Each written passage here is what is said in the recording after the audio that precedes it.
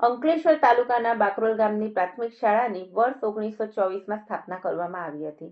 જે શાળા 100 વર્ષ પૂર્ણ કરી 101મા વર્ષમાં મંગળ પ્રવેશ કરતા સમગ્ર ગ્રામજનો અને શાળા પરિવાર દ્વારા સપનાના વાવેતર નામના કાર્યક્રમનું આયોજન કરવામાં આવ્યું હતું, જેમાં રાજ્યના શિક્ષણ પ્રધાન પ્રફુલ્લ પાનસેરિયા, જિલ્લા શિક્ષણ અધિકારી સ્વાતિબા રાઓલ, મામલતદાર કે.એન. રાજપૂત, ગામના સરપંચ મનસુખ વસાવા, ડેપ્યુટી સરપંચ અંકિત પટેલ તેમજ ગામના આગેવાનો અને શાળાના શિક્ષકો અને વિદ્યાર્થીઓ ઉપસ્થિત રહ્યા હતા.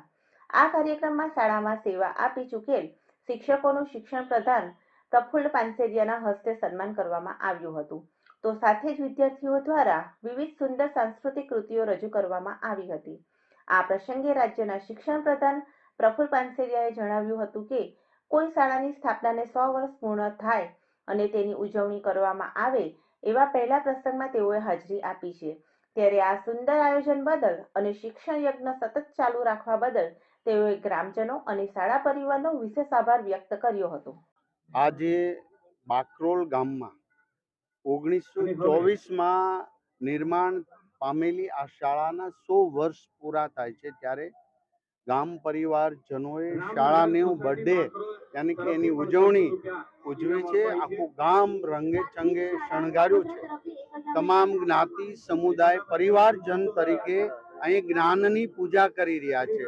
ત્યારે મને આ જોઈને ખૂબ જ આનંદ એટલા માટે થયો કે શિક્ષણની એક સંસ્થા માટે આખું ગામના તમામ યુવાનો આટલી સરસ રીતે આવી દિવ્ય ભાવનાઓથી જ્યારે શાળાનો બર્થડે ઉજવે તો મારા માટે ગર્વની લાગણી છે ને મારા માટે આ પ્રથમ કાર્યક્રમ છે કે હું કોઈ શાળાના બર્થડે ઉજવવામાં આવ્યો છું.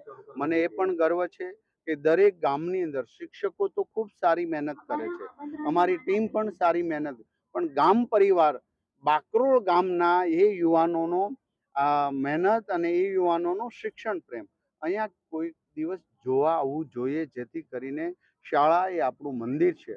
આ ગામ પરિવારના યુવાનો અહીંયા વ્યસનમુક્ત યુવાનો છે, સંસ્કારિકતા છે. દરેક સમુદાય, દરેક જ્ઞાતિ સમુદાય સાથે મળીને આવા દિવ્ય કાર્યક્રમો કર્યા છે. ત્યારે હું શિક્ષણ વતી આ ગુરુજનોને, શાળાના ગુરુજનોને, અંત્યોદય સુધી ઝૂંપડામાં રહેનારા દીકરા દીકરીઓને પણ શ્રેષ્ઠ શિક્ષણ, કેળવણીયુક્ત શિક્ષણ જ્યારે આપે છે એમને હું અભિનંદન પાઠવું છું. ગામ પરિવારનો પણ હું હૃદયપૂર્વક આભાર વ્યક્ત કરું. Dharmesh Patel, RN news, Ankleshwar.